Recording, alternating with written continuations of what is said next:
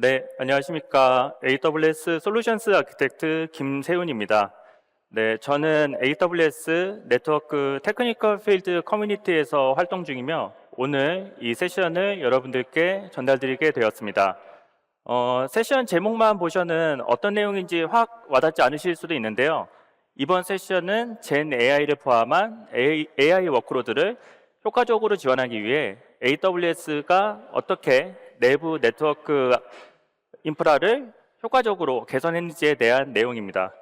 오늘 세션 제목 인텐트 기반 네트워크 인프라를 향한 AWS 여정에서 어떻게 AWS가 내부 네트워크 인프라를 효과적으로 개선했는지 함께 알아보도록 하겠습니다.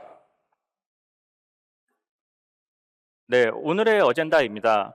젠 AI를 포함한 새롭고 다양한 서비스들의 요구사항을 충족시키기 위한 AWS의 목표와 그 목표를 달성하기 위한 인텐트 네트워크에 대한 개념에 대해 설명을 드리고 머신러닝 인프라에 인텐트 네트워크를 도입한 울트라 클러스터에 대해서도 설명을 드리도록 하겠습니다. 후반부에서는 인텐트 네트워크의 소프트웨어 스택에서 기존의 전통적인 컨트롤 플레인과 매니지먼트 플레인을 어떻게 효과적으로 개선했는지에 대해서도 전달드릴 예정입니다. 세션에 앞서서 다시 한번 말씀드리는 부분입니다. 이번 세션은 AWS 서비스 그 자체에 대한 내용이 아니라 다음 보시는 것처럼 AWS의 내부 라우터, 스위치, 그리고 데이터 센터와 같은 저희 내부 아키텍처에 관련된 이야기입니다. 그래서 일부 개념에 대해서는 자세하게 설명을 안 하고 지나갈 수 있는 점 미리 양해 말씀드립니다. 고객분들의 클라우드 여정이 점점 가속화됨에 따라 저희 AWS 네트워크는 점점 더 고도화되고 또 규모가 커지고 있습니다. 그래서 이러한 요구사항들을 충족시키기 위해 저희는 다음에 5가지의 목표를 두고 점점 네트워크를 개선시키고 있는데요. 이러한 목표를 달성하기 위해서는 이러한 또 새로운 도전 과제에 마주하게 됩니다. 네트워크는 점점 더 복잡해지고 커지고 그에 따라 더 많은 제품을 사용하게 됩니다. 그리고 저희는 여러분들과의 약속한 가용성과 일관성을 확보하기 위해 더 엄격한 제약 조건을 걸게 되고요. 이미 33개의 리전 그리고 105개의 가용 영역을 넘어서 더 넓은 글로벌 로케이션을 지원하기 위해 노력하고 있습니다. 그에 따라서 자연스럽게 더 많은 인력을 관리해야 되는 그런 복합적인 도전 과제에 놓여 있게 되죠. 그러면은 AWS는 어떻게 이러한 목적을 달성하고 또 도전 과제를 해결하기 위해서 어떠한 네트워크 아키텍처 디자인을 가져갔는지 함께 보도록 하겠습니다. AWS 내부 네트워크 아키텍처는 스파인 리프 구조, 즉 클로스 패브릭 아키텍처로 구성되어 있습니다. 저희는 상용 칩셋을 기반으로 저희 자체적인 네트워크 하드웨어를 개발해서 사용하고 있고 그 위에 자체 소프트웨어를 올려서 저희만의 네트워크 디자인 최적화를 지속적으로 이뤄내고 있습니다. 이게 평소에는 보기 힘드신 저희 AWS 내부 네트워크 하드웨어 이미지인데요. 오른쪽 아래에서부터 보시면은 광 모듈, 일반적으로 2개의 광 케이블 형태로 되어 있는 광 모듈이 아니라 저희는 광 케이블을 4가닥으로 구성하여서 단위 면적당 포트 밀도를 2배 더 높여서 사용할 수 있도록 설계하였습니다. 그 위에는 저희 데이터 센터에서 사용하는 커스텀 스위치 박스인데요. 앞서 말씀드린 광 모듈이 여기에 장착되게 됩니다. 일반적으로 아시다시피 저희의 데이터 센터 간 통신은 모두 맥색으로 암호화가 되어 있고 맥색은 암호화 복호화 시점에 더 많은 전기를 소모하고 또 그만큼 많은 발열을 발생하기 때문에 저희는 발열을 효과적으로 컨트롤하기 위해서 스위치 전면부의 절반을 완전한 메쉬 형태로 개방하는 디자인을 선택했습니다. 마지막으로는 저희의 커스텀 보드인데요. 일반적인 스위치는 순차적으로 데이터를 처리하지만 저희는 이 부분을 좀 더 효과적으로 개선하기 위해 최대 32개를 동시에 병렬로 처리할 수 있도록 설계를 하였습니다. 이를 통해서 전반적인 스위치의 성능을 좀 더 향상해서 사용할 수 있게 되었습니다. 그러면 이러한 스위치들이 서로 어떻게 연결되어 있을까요? 왼쪽에 보시는 것과 같이 AWS가 설계한 19인치 렉에 32개의 스위치를 장착해서 사용하고 있습니다. 여기서 좀 더 유심히 보셔야 될 것은 렉 후면부와 광패치 패널을 하나로 통합해서 사용하고 있는 건데요.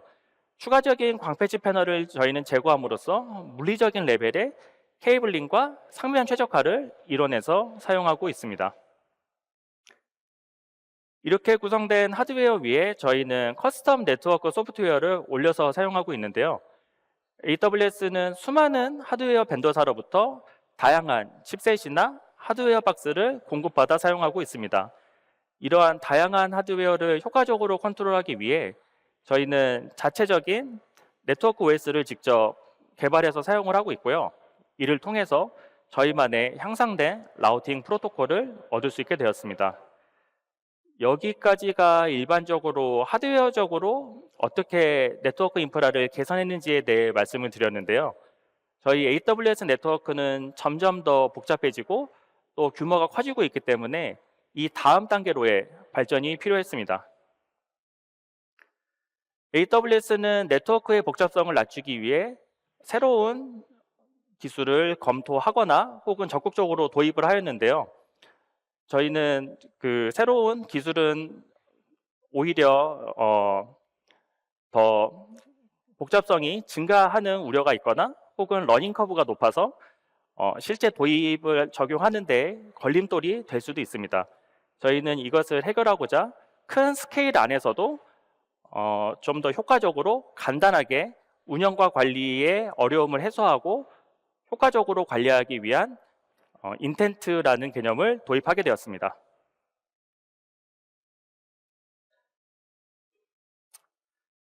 그러면 인텐트 네트워크란 무엇일까요?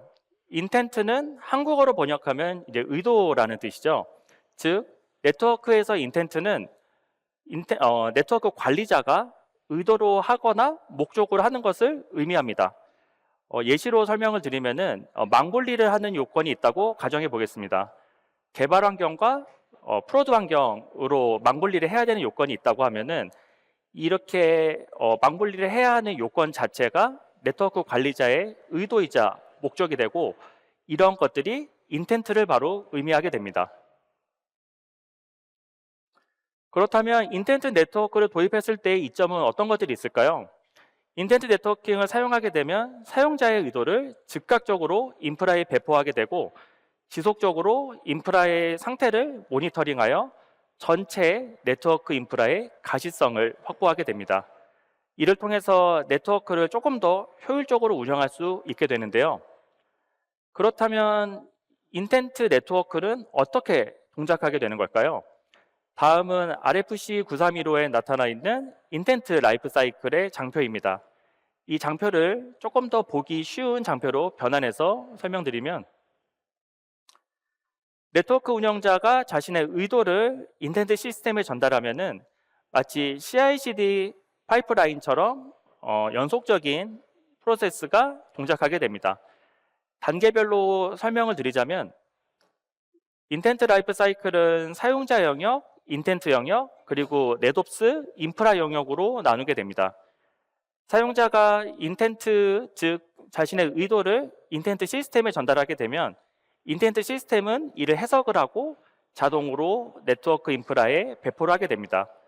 배포가 완료되게 나면은 전체 네트워크 디바이스의 상태 정보를 다시 인텐트 영역으로 전달하게 되고 인텐트 영역에서는 이를 분석 검증하여서 최종적으로 네트워크 관리자에게 알기 쉬운 형태의 리포트로 제공하게 됩니다. 그렇다면 인텐트 네트워크를 저희 AWS 환경에서는 어떻게 적용해서 사용하고 있을까요? 현재 보여드리는 장표는 아직 인텐트 네트워크가 도입되기 전의 장표입니다.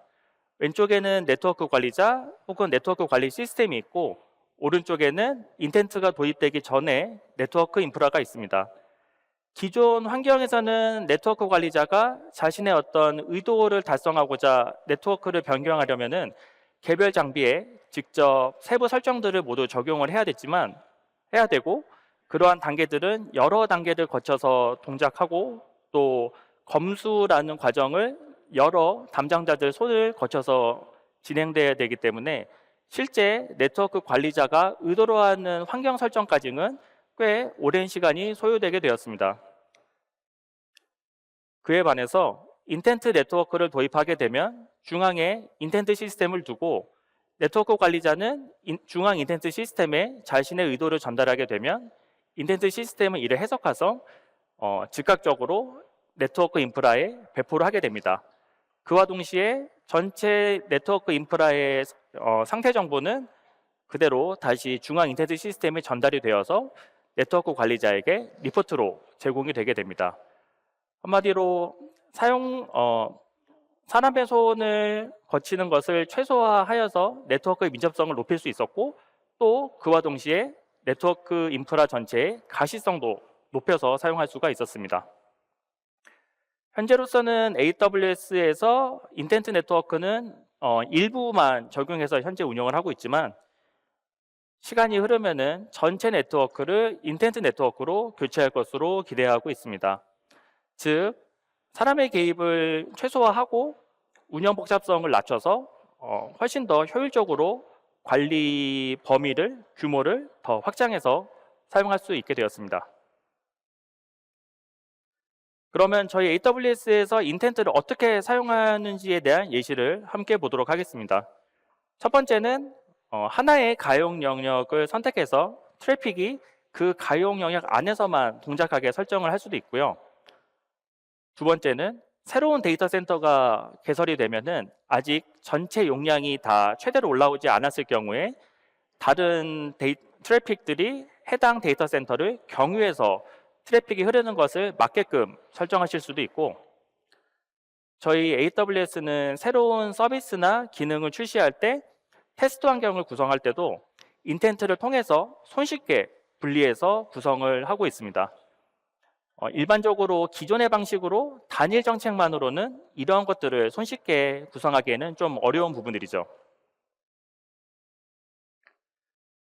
다음으로는 머신러닝 인프라에서 인텐트 네트워크가 어떻게 도입되어 사용되는지 함께 보도록 하겠습니다. 아시다시피 젠 AI와 같은 AI 워크로드에 대한 고객분들의 수요는 폭발적으로 증가하고 있습니다. 그에 맞춰서 저희 AWS도 업링크 성능이 높은 인스턴스를 지속적으로 출시하고 있는데요. 업링크 성능이 높은 인스턴스가 점점 많아짐에 따라 네트워크 인프라 관점에서는 또 다른 도전 과제로 다가오게 되었습니다. 젠 AI나 혹은 AI 워크로드 그리고 HPC와 같은 고성능 환경의 인프라를 고객분들께서 손쉽게 사용할 수 있도록 저희는 울트라 클러스터라는 환경을 제공해 드리고 있는데요. 다음에 보시는 장표는 2020년도에 나온 P4 인스턴스용의 울트라 클러스터 1.0입니다. 4,000개 이상의 GPU와 400기가 BPS의 네트워크를 이미 제공하고 있지만 이 다음 세대인 P5 인스턴스의 성능을 지원하기에는 부족한 성능이었습니다. 그래서 저희는 P5 인스턴스를 지원하기 위해 목표로 다음과 같은 성능을 잡았습니다. 대역폭은 3.2테라 bps, 즉 기존의 400기가 bps보다 8배 빠른 환경을 목표로 잡았고요. 4,000개를 넘어 2만 개 이상의 GPU를 수용할 수 있기 위해 더 크고 더 많은 데이터 센터가 필요하였습니다. 그리고 지연 시간을 낮추기 위해서는 물리적인 홉스를 줄이는 것이 필요하였고요. 항상 최대 대역폭으로 통신할 수 있도록 완전한 논블로킹 아키텍처가 필요하였습니다. 저희는 그래서 울트라 클러스터 2.0을 새롭게 설계를 했고요. 이는 2만 개 이상의 GPU 장비를 수용하고 그 다음에 3.2테라 bps의 네트워크 성능을 확보하였습니다. 이 장표만 봐서는 아까 기존의 울트라 클러스터 1.0의 장표하고 별반 차이가 없어 보일 수도 있는데요. 이 부분 페타비트 스케일 논블로킹 네트워크 아키텍처 부분이 기존의 1.0 울트라 클러스터와는 네트워크 인프라가 디자인적으로 그리고 성능적으로 큰 차이가 있습니다. 앞서 말씀드렸던 것처럼 울트라 클러스터 2.0은 표준 데이터 센터 하나에 2만 개 이상의 GPU를 수용하고 저희는 이거를 중간 단계, 즉 표준 사이즈로 산정해서 설계를 하였습니다. 그리고 앞서 말한 성능들을 확보하기 위해 새로운 커스텀 라우팅 프로토콜과 새로운 통합 관리 매니지먼트 플레인을 설계하였습니다. 저희는 목표라는 성능이 10 베타비트를 10 마이크로초 안에 처리하는 것을 목표로 잡았고, 저희는 이것을 10P, 10U라고 부르고 있습니다. 지연 시간을 낮추기 위해서는 물리적인 흡수를 낮추는 게 관건이었는데요. 왼쪽에 보시는 울트라 클러스터 1.0은 제일 하단의 TOR 스위치로부터 돌아오는 데까지 최대 7홉으로 구성이 되어 있지만, 울트라 클러스터 2.0에서는 최대 홉을 5개로 줄이고 TOR 스위치의 업링크를 이중화하여서 가용성을 좀 더 높이는 디자인으로 변경을 하게 되었습니다. 그래서 저희는 이러한 개선 사항들을 통해서 저희가 목표로 하는 성능을 달성할 수 있다는 것을 알게 되었는데요. 하지만 아직 네트워크 토폴로지 상에서 개선해야 될 문제점이 남아 있었습니다. 개선해야 될 문제점을 함께 보시겠는데요. 다음은 ABCD 4개의 스위치가 있고 2개의 백플레인이 있는 울트라 클러스터 2.0의 토폴로지입니다. 일반적으로 아무런 이슈가 없었을 때 스위치 A에서 스위치 D로 통신은 모두 정상적으로 트래픽이 흐르게 되는데요. 하지만 언제나 장애나 이슈는 어디서 언제든지 생기기 마련입니다. 예시로 백플레인 2와 스위치 D 사이에 네트워크에 장애가 발생했다고 가정해 보겠습니다. 이것을 인지하지 못하는 스위치 A가 똑같이 스위치 D로 트래픽을 보내게 되면 백플레인 2를 타는 트래픽은 경로가 사라졌기 때문에 패킷이 드롭이 되거나 혹은 리라우팅이 되게 되어서 저희가 의도로 하는 10 마이크로초 안의 처리가 불가능하게 됩니다. 저희는 이런 부분을 개선하기 위해서 단일 컨트롤 전체 인프라 정보를 인지하고 있는 단일 컨트롤 플레인이 필요하다는 것을 알게 되었고요. 이 단일 컨트롤 플레인은 기존의 라우팅 프로토콜과는 호환이 되지 않기 때문에 이를 지원하기 위한 또 다른 새로운 라우팅 프로토콜을 설계하여야 했습니다. 이에 대한 이야기는 이어서 김희경 솔루션스 아키텍트님이 이어서 발표해 주시도록 하겠습니다. 네, 안녕하세요. 솔루션즈 아키텍트 김희경입니다. 흥미로운 이야기죠? 저는 앞서 발표한 김세훈님과 함께 네트워크 테크니컬 필드 커뮤니티에서 활동하고 있고요. 전반부에서 김세훈님이 말씀하셨던 AWS 인프라 네트워크와 인텐트 그리고 울트라 클러스터 2.0에 이어서 네트워크의 소프트웨어 스택에 대한 이야기를 조금 더 해보도록 하겠습니다. 설명 과정에서 제가 인텐트와 의도를 섞어서 사용할 수도 있는데 이는 동일한 의미고요. 먼저 확장 가능한 인텐트 기반의 라우팅인 사이더에 대해서 이야기를 해볼까 합니다. 자, 사이더는 CIDR 사이더와 발음이 똑같죠? CIDR 사이더에서 이 이름을 착안했다고 합니다. SIDR 사이더는 AWS가 기존의 전통적인 라우팅 프로토콜로는 AWS가 원하는 수준의 성능을 만족시킬 수 없었기 때문에 만들어지게 되었습니다. 자, 이 사이더는 오른쪽 그림에서처럼 AWS 네트워크 소프트웨어 스택의 가장 상위 계층에 있습니다. 저희는 사이더를 설계할 때 크게 5가지 사항을 고려했는데요. 스마트한 제어를 위해서 단일 컨트롤 플레인 도메인을 원했고요. 그리고 약 7천여 개의 장치를 효과적으로 관리하기 위해서 계층적인 제어를 원했습니다. 그러면서도 모든 변경 사항이 완전하게 완료되기를 원했고 그 와중에도 SLA를 준수하길 원했습니다. 그리고 마지막으로 기존 네트워크와도 잘 연결되도록 이 BGP와의 호환성을 갖춘 프로토콜을 원했습니다. 기존의 네트워크 컨트롤 플레인을 설계하는 방법은 크게 2가지가 있는데요. 왼쪽에 보이는 것처럼 분산형과 오른쪽에 있는 중앙 집중식이 있습니다. 왼쪽의 분산형은 컨트롤 플레인이 여러 네트워크 장치에 분산되어 있기 때문에 각 장치가 자체적으로 의사결정을 내리고 네트워크 변화에 빠르게 대응할 수 있습니다. 그래서 장애 시에 그 영향 범위도 굉장히 적죠. 하지만 각 장치를 개별적으로 구성해야 되는 문제가 있기 때문에 그 작업이 좀 복잡하고 확장을 할 때 모든 장치가 네트워크 뷰를 재계산해야 되는 문제가 있습니다. 반면에 오른쪽의 중앙 집중식 같은 경우에는 네트워크의 모든 구성 요소와 토폴로지를 완전히 파악하는 중앙에 컨트롤러가 있습니다. 이 방식은 컨트롤러가 전체 패브릭의 상태를 확인하고 더 스마트한 결정을 내릴 수가 있고 전체 요소를 파악하고 있기 때문에 가시성이 높습니다. 하지만 이 주요 단점은 컨트롤러가 단일 장애 지점이 된다는 거죠. 자, 이럴 경우에 항상 정답은 하이브리드입니다. 이렇게 두 가지 선택지가 있을 때 앞서 사이더의 목표에서 단일 컨트롤 플레인 도메인이면서도 계층적인 제어를 원한다고 말씀드렸죠. 우리는 분산형과 중앙 집중식의 두 접근 방식의 장점을 결합한 하이브리드 접근 방식에 따라서 컨트롤 플레인을 설계하기로 했습니다. 이제 사이더가 완전하면서도 SLA를 준수할 수 있는 프로토콜로서 어떤 요소들을 염두에 두고 설계되었는지 이야기해 보도록 하겠습니다. 우리는 브루어의 정리라고도 부르는 캡 이론을 활용했는데요.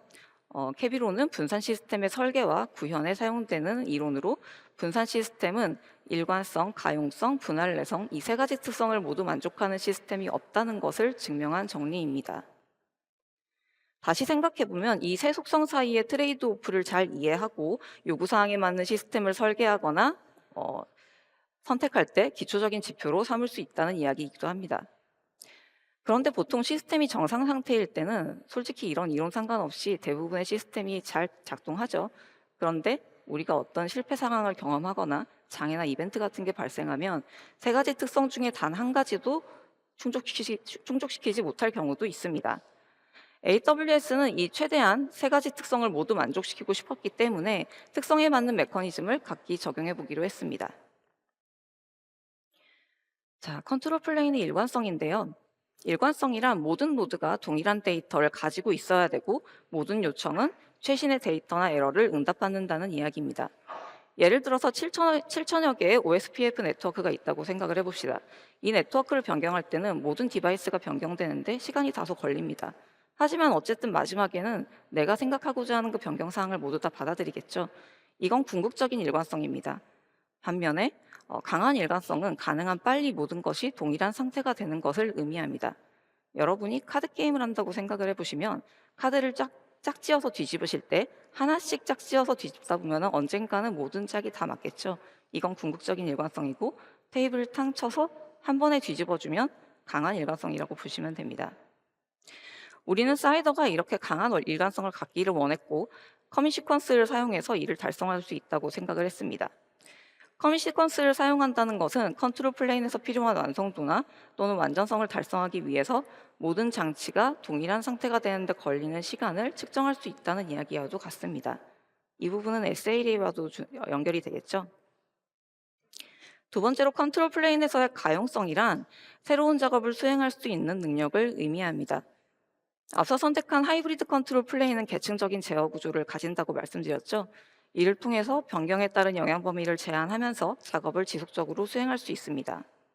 이 메커니즘은 브레이크 클래스, 흔히 매뉴얼 콜 포인트라고도 부르는 깨진 유리 경로를 통해서 이루어지는데요.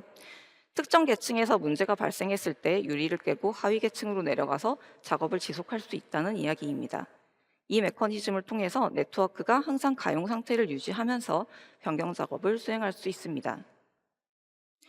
마지막으로 분할 내성입니다. 모든 것은 항상 실패한다는 가정하에 시스템이 실패 상황이나 파티셔닝이 발생한 상황에서도 안정적이고 올바르게 작동해야 됩니다. 그리고 복구가 진행되거나 다시 시스템이 합쳐질 때도 그 과정은 안정적이어야 됩니다. 사용자와 운영자의 편안한 24시간을 위해서 시스템의 출렁임이 최소화되어야 되겠죠. 이를 위해서 리더노드를 지능적으로 배치하고 복구할 때의 합의 메커니즘을 결정해서 분할 내성을 확보할 수 있도록 설계했습니다. 사이더는 이렇게 일관성, 가용성, 분할 내성 이 세 가지 특성을 모두 확보할 수 있도록 각각 설명드렸던 메커니즘을 적용해서 설계했고요. 그 다음으로 기존의 메커니즘에 더해서 다음과 같은 추가적인 기능 혹은 이점을 저희는 좀 더 원했습니다. 사이더는 모든 링크나 디바이스들이 어디에 있어야 되는지 알아야 하고 이웃이 누군지 아는 것보다도 이웃이 올바른지 아닌지만을 확인할 수 있도록 하는 처방적인 접근을 적용해야 했습니다. 그리고 네트워크를 유지하기 위한 설계와 소프트웨어의 결정론적인 접근 방식을 적용하고 이에 맞는 제어 계획을 세웠습니다. AWS는 언제나 보안이 중요하죠. 그래서 저희는 인가받지 않은 디바이스가 연결되지 않도록 모든 메시지에 서명을 하고 유효성 검사를 진행했습니다. 마지막으로 라우팅 프로토콜 자체에서 자동화된 추론이 수행될 수 있도록 했는데요. 이 자동화된 추론에 대해서는 마지막 섹션에서 조금 더 설명드리도록 하겠습니다. 사이더의 목표와 설계 원칙들을 조금 말씀드렸는데 이제 사이더가 그럼 어떻게 구성되고 어떻게 동작하는지 살펴보겠습니다. 사이더의 디바이스는 첫 번째로 사이더 패브릭에 참여하는 모든 노드를 지칭하는 사이더 데몬이 있습니다. 그리고 두 번째로 패브릭 외부에 있으면서 정책을 수신하고 프로토콜 메시지로 변환하는 사이더 슈퍼바이저가 있습니다. 패브릭에 들어오는 모든 변경 사항은 이 슈퍼바이저를 거치게 되는데요. 슈퍼바이저는 사이더 패브릭 컨트롤러라고 하는 에이전트를 두고 패브릭에 연결됩니다. 패브릭 컨트롤러는 사이더 데몬에 상주하는 소프트웨어 컴포넌트이고요. 슈퍼바이저와 TCP로 연결되어서 통신하게 되는데 패브릭 컨트롤러는 패브릭의 모든 노드에 정보를 배포할 책임이 있고 사이더의 데몬은 패브릭 컨트롤러로부터 정보를 받아서 테이블과 토폴로지를 계산하게 됩니다. 자, 이렇게 세 가지 컴포넌트로 구성된 사이더는 화면에 보이는 토폴로지, 정책, 접두사, 런타임 이 네 가지 테이블을 사용해서 네트워크 전반의 의도를 체계적으로 전파하고 제어합니다. 이 테이블들은 SFC라고 부르는 사이더 패브릭 컨트롤러에서 메시지와 함께 전달되어서 메시지 버스를 통해서 전파됩니다. 현재는 홉바이홉 방식으로 분산되고 있고요. TCP 상에서 동작하면서 모든 디바이스의 테이블을 공유하는 것을 목표로 하고 있습니다.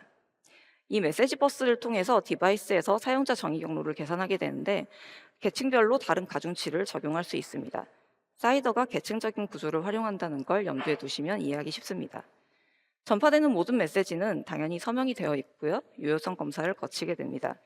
이런 여러 컨트롤 플레인을 거치는 것들을 다 포함해서 종 단간 메시지 전파 시간은 약 10ms 수준입니다. 자, 그럼 배포는 어떻게 이루어질까요? 우선 SFC에서 지연 로딩 방식으로 새 버전을 단계적으로 전파하게 되고요.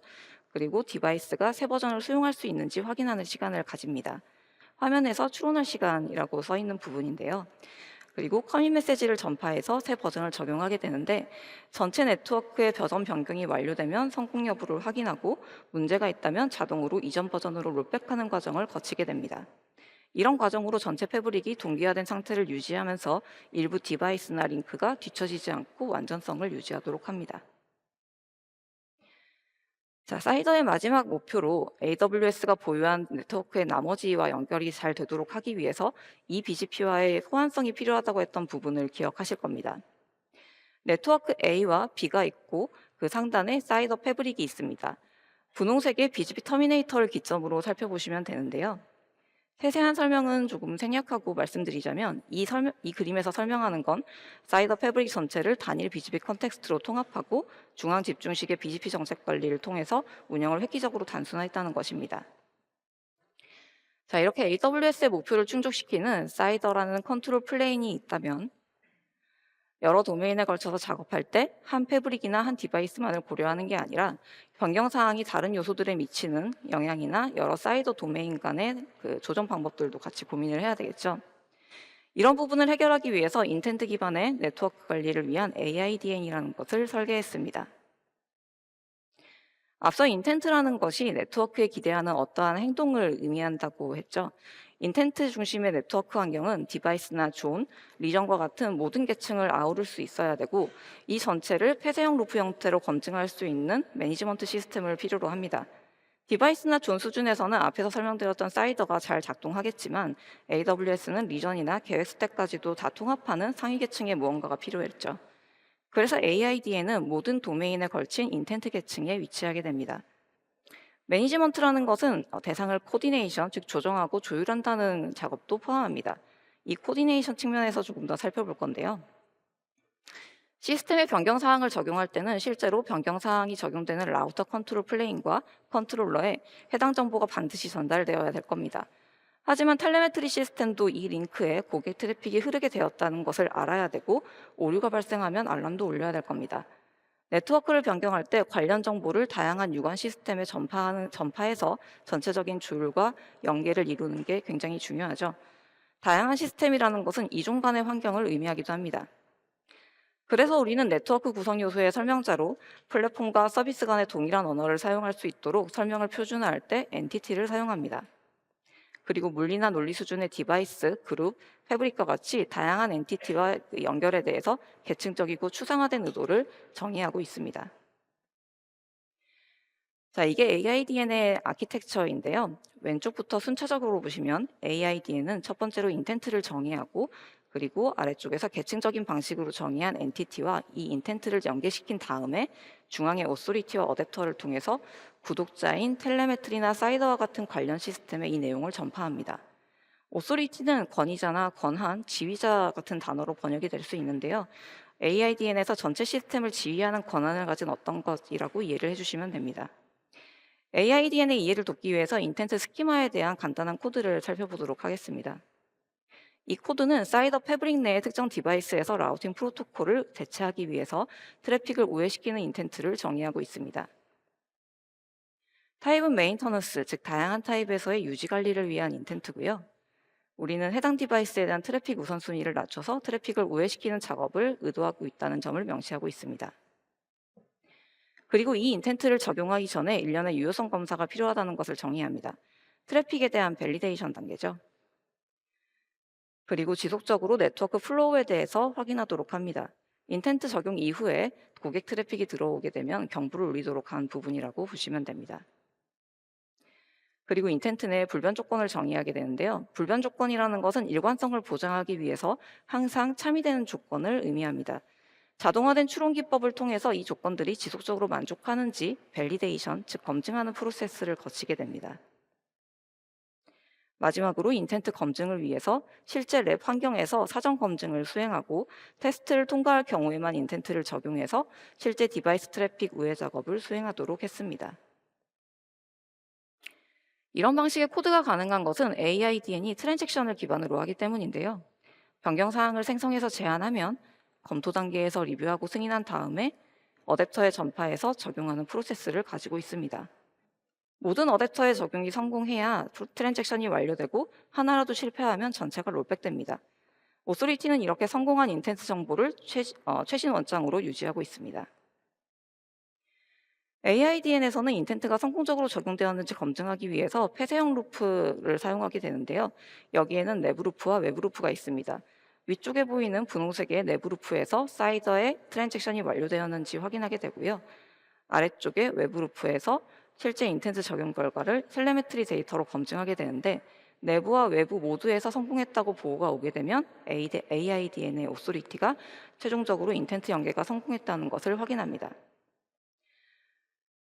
자, AWS는 이렇게 사이더라는 컨트롤 플레인을 먼저 설계하고 AIDN을 통해서 네트워크 구성 요소 전반에 걸쳐서 네트워크 인텐트를 조율할 수 있도록 했습니다. 앞서 사이더를 설계할 때 라우팅 프로토콜 자체에서 자동화된 추론이 수행될 수 있기를 원했다고 말씀드렸었죠. 자연스럽게 저희의 마지막 섹션인 자동화된 추론으로 넘어가 보도록 하겠습니다. 자동화된 추론은 컴퓨터가 문제를 추론하고 결론을 내릴 수 있도록 하는데 중점을 둔 컴퓨터 과학의 한 분야입니다. 이 기술을 활용하게 되면 네트워크와 같은 대규모의 복잡한 시스템에서 한층 더 발전한 운영 자동화와 최적화를 이끌어낼 수 있습니다. 잠시 가용성을 체크한다고 생각을 해볼까요? AWS의 네트워크 시스템에서 가용성이라는 것은 고객의 워크로드 측면뿐만 아니라 AWS의 인프라 측면 그 자체로도 굉장히 중요한 요소입니다. 이때 우리는 밸리데이션과 베리피케이션이라는 작업을 진행하게 되는데 한국어로 각각 검사와 검증으로 번역할 수 있습니다. 앞서 인텐트 스키마 코드에서도 이 부분에 해당되는 코드가 잠시 스쳐 지나갔죠. 우리가 고객의 요구사항에 충족하는 올바른 제품을 만들고 있는지 확인하고 테스트하는 것을 왼쪽에 있는 밸리데이션, 검사라고 한다면 검증, 즉 베리피케이션은 정의된 일련의 명세나 사양에 맞게 제품을 잘 구현했는지 그 제품을 구현한 방식을 형식적인 방식으로 준수 여부를 확인하는 것을 이야기합니다. 자동화된 추론은 이 검증을 기반으로 이야기합니다. 자동화된 추론이 대규모 시스템을 추론하는 방식에 대해서 조금 더 얘기를 해볼 텐데요. 갑자기 피타고라스가 나왔습니다. 우리는 이 유명한 피타고라스의 정리를 알고 있습니다. 빗변의 제곱은 모든 직각삼각형의 나머지 두 변의 제곱에 아까 같다.